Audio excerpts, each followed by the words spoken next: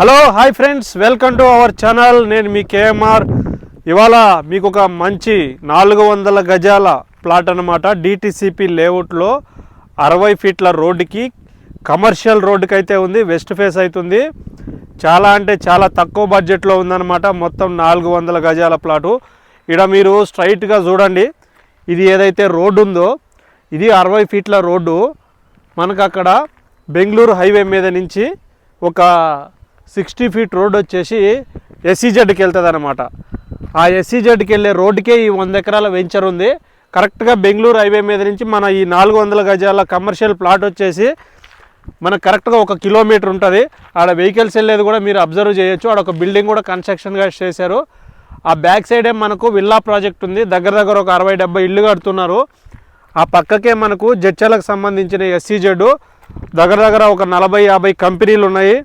అలానే